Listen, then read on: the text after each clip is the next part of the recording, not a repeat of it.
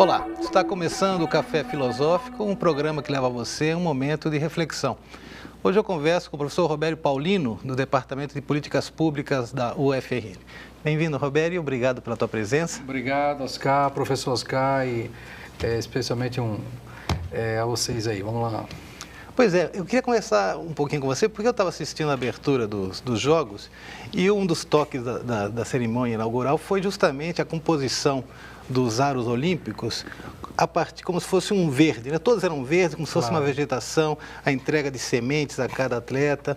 E imediatamente lembrei que você tem, não sei se já concluiu, mas esse projeto tão intenso que você vem desenvolvendo já há anos, sobre a rearborização da cidade. Fala um pouquinho sobre isso, porque eu sei que já tem resultados expressivos. Claro. Oscar, essa abertura das Olimpíadas com aqueles arcos verdes, de certa forma é um começo, talvez, de uma consciência mundial sobre o grau de degradação ambiental que o sistema capitalista, essa máquina avassaladora de produção, está levando, né, a uma exaustão do planeta.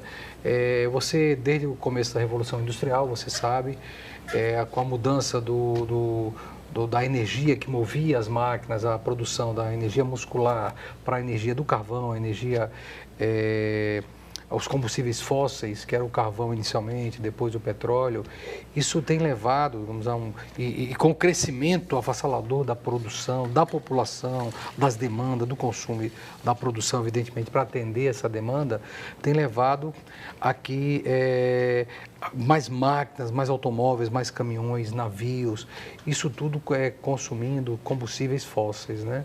Usinas termoelétricas, queimadas também. Então, tudo isso tem levado a um aquecimento muito rápido da temperatura da atmosfera do planeta. Você já tem aí mais de 0,8 graus no século XX, já indo para 1 grau nos últimos 100 anos de aquecimento. Parece pouco, mas isso é em média. O que tem levado ao derretimento das calotas polares do planeta, das geleiras. O mar está subindo em todo o mundo 3 milímetros por ano e acelerando rapidamente. Muitos países, como a Holanda, podem em 100 anos desaparecer, muitas ilhas do Pacífico. E além do derretimento, do aquecimento, né, desse efeito que tem a ver também com o efeito estufa, esses gases dos combustíveis só sobem e fazem uma camada aqui em cima que impede que parte da radiação que antes voltava para o espaço, agora não volte mais, fique presa, fazendo o que a gente chama de efeito estufa. Tudo isso está levando a esse aquecimento.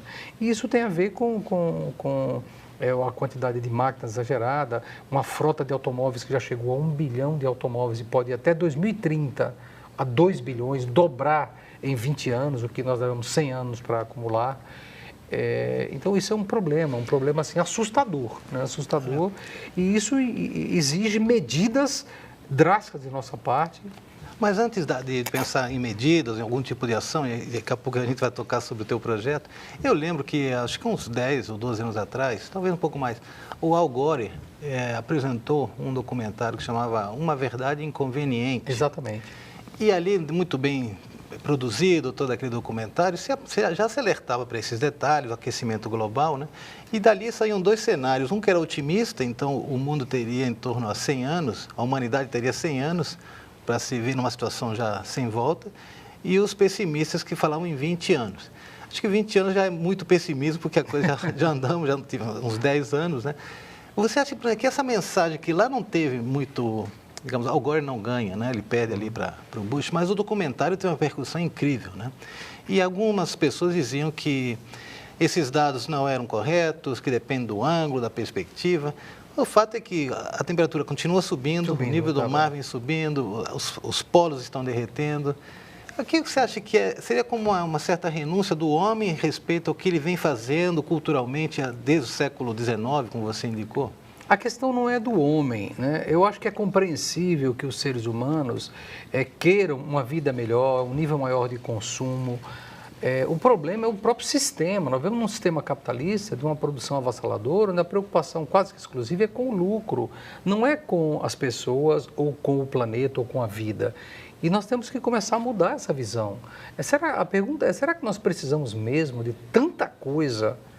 Nós precisamos todos trocar um celular a cada 6 meses a cada ano? É necessário? Será que nós precisamos de tantos produtos que a gente vê aí, do camelô ao shopping, a vitrine do shopping, né? Com aquela propaganda compre, compre, compre. Será que você precisa comprar tanta coisa? Será que é necessário mesmo trocar carro a cada 2, 3 anos? E será que nós precisamos de tantos carros? Não é o caso de investir em transporte coletivo para não ter tantos carros na rua? Porque o carro nos dá um conforto, é bom porque é um transporte porta a porta, sai da porta da sua casa, da sua garagem e leva até a porta do seu trabalho. É muito mais fácil do que você ter que andar um quarteirão para pegar um ônibus. Mas se houvesse um transporte coletivo de boa qualidade, aqui em Natal, por exemplo, com ar-condicionado, com piso baixo, motor traseiro, as pessoas poderiam deixar o carro em casa, que é o que eu defendo. Nós temos um transporte, todos nós que trabalhamos com as cidades hoje, pensamos, estamos defendendo isso. A Europa está tirando os carros das ruas, investindo pesadamente em transporte coletivo, para que as pessoas possam deixar o carro em casa. Natal, infelizmente, é o contrário, está se enchendo, se entupindo de automóveis e de engarrafamentos, né? Eu vou agora responder a sua pergunta. Eu acho que o cenário não era para 20 anos, é um cenário muito preocupante. Por isso, o projeto que eu desenvolvo aqui na UFRN, o nome é Projeto Plante enquanto é tempo, porque nós sabemos quanto tempo nós vamos ter até que o fusível da natureza possa desligar. Eu sei do documentário do Al Gore, mas existem estudos até mais aprofundados, como do IPCC, que é o painel intergovernamental de mudanças climáticas, ligado à ONU, que tem emitido relatórios a cada ano, às vezes a cada 2 anos, que tem monitorado isso com centenas de cientistas em todo o mundo, e os cenários são piores do que o que eles previam há 20, 30 anos. As coisas têm, como eu falei para você, a frota de automóveis chegou a 1 bilhão depois de 100 anos. Aí você toca um ponto importante, por exemplo, sempre que se fala em automóvel, ou nesse país, quando a indústria, as montadoras não continuam, param de vender como vinham vendendo, se diz que há uma crise no país. Parece que as montadoras, porque aglomeram uma série de outras pequenas indústrias em torno a isso, são um indicador importante do aquecimento ou não da economia.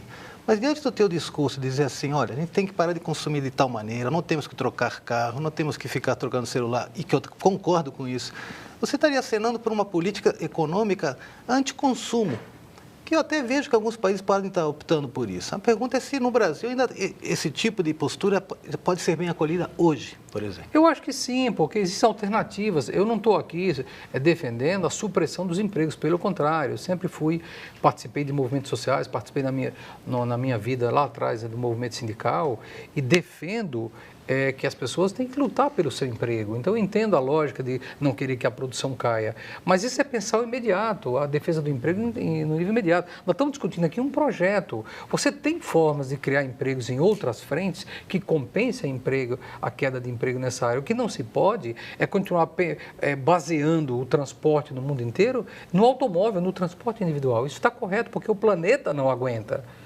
Nós temos que repensar outras formas de transporte e gerar outras frentes econômicas, como aí está a energia eólica, está aí a energia solar, que poderia igualmente criar tantos empregos quanto na indústria automobilística. Você pode repensar, é uma questão aqui de rediscussão do próprio modelo que você quer para a sociedade, né? Como eu lhe falei, tem muitos produtos aí que você poderia fazer. Na Europa, uma coisa interessante, muitas das pessoas que foram, as gerações anteriores foram do campo para a cidade, hoje é um retorno. Muita gente sai de Londres, sai de Paris para morar na periferia, em áreas rurais próximas, né? Com tanto conforto quanto você tem. E com a vida, às vezes, mais simples, com um nível de consumo mais modesto, mas com a vida melhor, um nível de vida melhor, até mais feliz. Essa história de transporte coletivo, né, de qualidade, algo que em Natal a gente desconhece, né?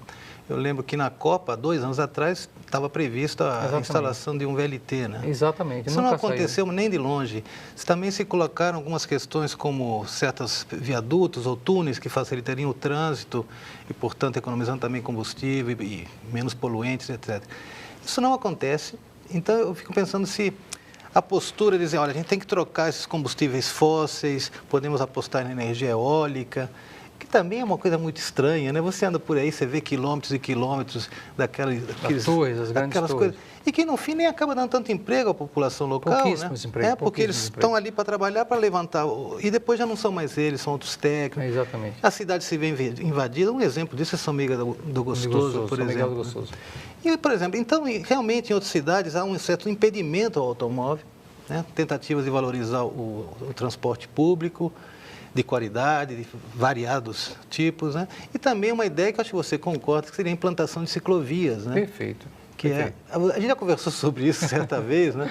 Você tem alguma coisa pensada sobre isso, de tentar passar Natal com ciclovias? Poderia ser uma alternativa importante. Antes de falar das ciclovias, eu reforço o que você mesmo disse, Oscar, de que é necessário repensar um modelo que não seja baseado no carro. O mundo inteiro está tirando carros das ruas. Paris e Londres proibiram no centro expandido, né, e estão aumentando essa área cada vez mais de forma concêntrica, o trânsito de carros no seu centro. As pessoas têm que ficar uma determinada área e tem que pegar o metrô, tem que pegar o transporte público para chegar até o centro. Natal, nós estamos na idade da pedra nesse sentido. Esses são ônibus velhos, muitos montados em cima de chassi de caminhão, quentes, sem ar-condicionado. Então isso tem que ser repensado. Nós temos que pensar um modelo de mobilidade humana ou urbana, como nós queremos chamar, completamente diferente, não baseado no automóvel, baseado em transporte coletivo de boa qualidade. Em Natal é possível VLT, é possível BRT, e a implantação de ônibus com ar-condicionado, com piso baixo, com motor traseiro para ser mais silencioso, com Wi-Fi, que não é caro, Fortaleza começou a fazer. E Natal está parada no tempo nesse aspecto. Agora, outra coisa é a questão de ciclovias.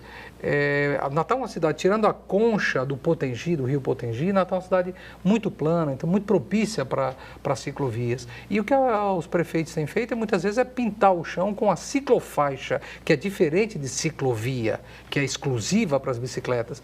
Então, eu particularmente acho que nós temos que ter um plano de rasgar ciclovias em toda a cidade, como uma questão de transporte, inclusive de saúde pública, de lazer.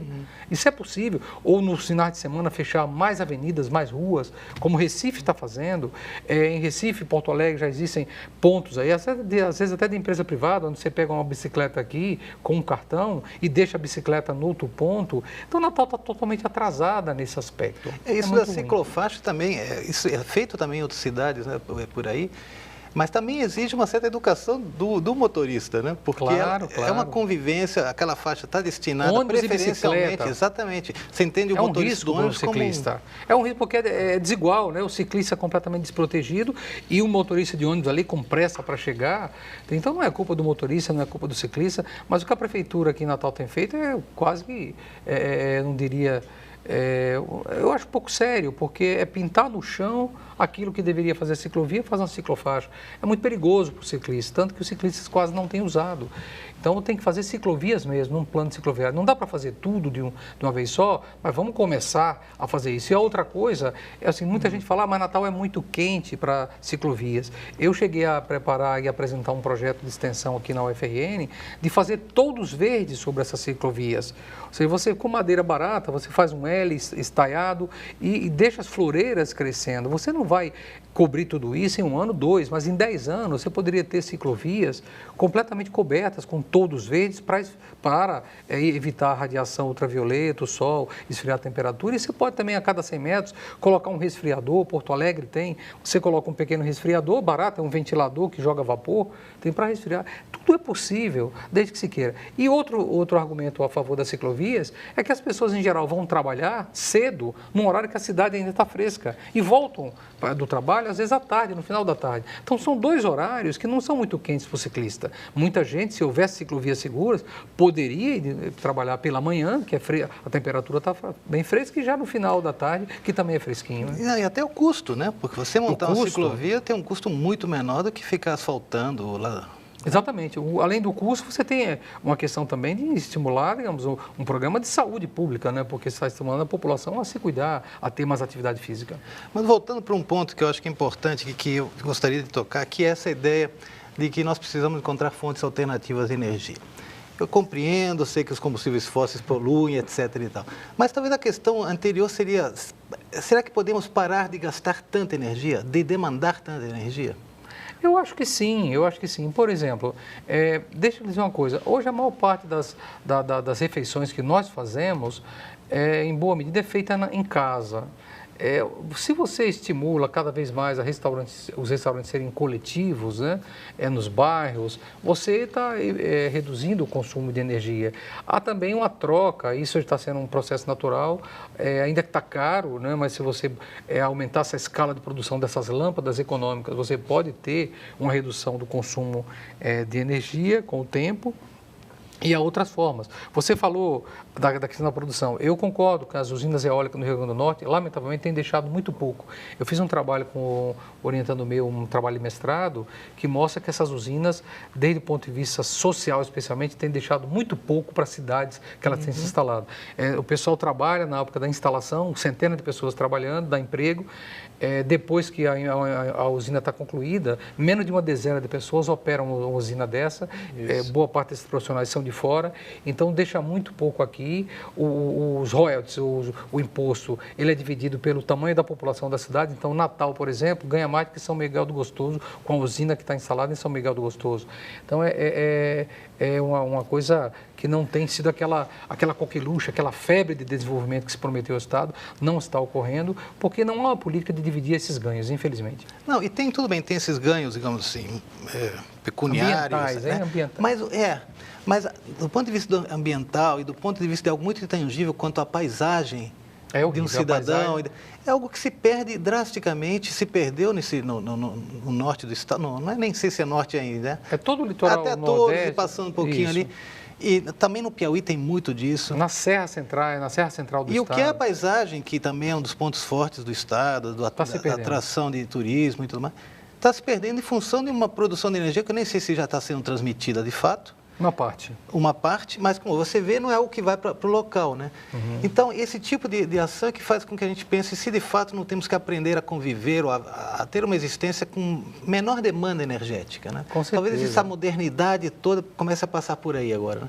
Olha, se você tivesse, uma das coisas que mais demanda energia, de combustível fóssil, são os automóveis. Se você tivesse um plano arrojado, agressivo, de a implantação do transporte coletivo numa cidade como Natal, você poderia deixar boa parte dos carros em casa. Eu vou dar um exemplo, Oscar. Eu estudei recentemente um caso da cidade de Seattle, no noroeste dos Estados Unidos, onde fica a fábrica da Boeing.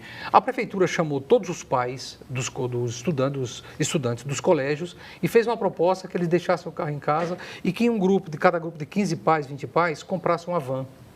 E deu uma isenção fiscal para os pais. O que aconteceu? Tiraram mais de 50 mil carros das ruas. Em Natal, se você pegar o Marista, o Salesiano, o SEI, esses grandes colégios, mais mesmo escolas estaduais, a UFRN, às vezes tem 15 alunos do Marista que moram na mesma região de um bairro e não se conhecem. Se isso fosse organizado pelo colégio em conjunto com a prefeitura, o pai poderia ir em casa, o pai ou a mãe, em vez de levar o filho na escola, ficar numa fila interminável na porta do colégio, poderia ir para a academia, poderia ficar dormindo, poderia ter o seu lazer, sua atividade física, enquanto o filho iria de van para o colégio, numa van nova, com Wi-Fi, e não se perderia, seguramente não se perderia nada. Então, são medidas, e a prefeitura não gastaria praticamente nada com isso. Hoje, você pega aí filas de centenas de automóveis na porta dos colégios. É falta de iniciativa, falta de visão dos nossos gestores. É uma medida simples. Quem quiser ver, pode ver pela internet esse caso dessa cidade nos Estados Unidos, de Seattle, que revolucionou completamente a mobilidade urbana dentro da cidade. E até certas ações foram tomadas em Nova York, por exemplo, de banir o automóvel, de diminuir as faixas Exatamente. E aumentando o calçamento para as pessoas, né? Isso acabou fomentando muito mais, promovendo vamos dizer assim, convidando as pessoas exatamente, a habitar naquela região da cidade, por exemplo, que antes é onde passava carro, né? Mas, Robério, olha, eu queria voltar então para o teu projeto inicial, porque... a conversa vai da rua. Mas tem tudo a ver, porque a gente pensa, mas o que adianta plantar 50 mil árvores, 200 mil? Eu acho que você usa uma palavra que eu gosto, que é uma sinalização, você fala. Exato. O projeto, porque eu vi de fora, não tão de fora, porque são os colegas de centro, né? Eu acho que é uma indicação clara de uma política pública que envolve todo um grupo e isso vai ter uma maneira progressiva, né, multiplicadora. Queria que você falasse porque os resultados são realmente veementes. Né? O papel das árvores ele é essencial, porque ele não só esfria a temperatura, quanto embeleza e transforma a cidade num ambiente agradável para as pessoas. É o que você falou. Nós discutimos aqui na universidade, todo mundo está se discutindo, que a cidade não pode ser para os carros, a cidade não pode ser para os ônibus, a cidade não pode ser para as empresas, para o lucro, a cidade tem que ser para as pessoas. E quando você recupera uma praça, você faz uma ciclovia, as pessoas ocupam aquelas áreas, voltam a ocupar aquelas áreas. Natal tem um monte monte de praças que estão completamente desertas, como depósito de lixo. O projeto que nós fizemos aqui chamou o projeto Plante Enquanto é Tempo, para dar exatamente esse sentido de urgência da questão ambiental, que nós estamos correndo quanto tempo para parar a degradação da nossa casa, do nosso planeta. É um projeto que previa inicialmente o plantio de 10 mil árvores, né, 10 mil árvores na produção de 10 mil mudas para distribuição, e nós já chegamos a 30 mil, produzimos mais de 30 mil mudas aqui dentro do campus, em 3 viveiros que nós montamos. Hoje nós voltamos a ter um viveiro só, né? Mas produzimos mais de 30 mil mudas, nós doamos a centena de árvores para vários colégios de Natal, arborizamos uma cidade chamada, eu vou dar só como exemplo, distribuímos para várias cidades, mas uma cidade que quem quiser ver pode ver o exemplo, Lagoa Nova, em cima da Serra Central, está toda arborizada com nossas mudas, vai ficar uma cidade linda em cima da Serra do Estado. E aqui em Natal, nós já entregamos mais de 20 mil mudas para plantio, para a escola, para pessoas. Fala um pouco da equipe que estava trabalhando contigo. Eram bolsistas? Em geral, eram bolsistas, era um projeto de extensão, né?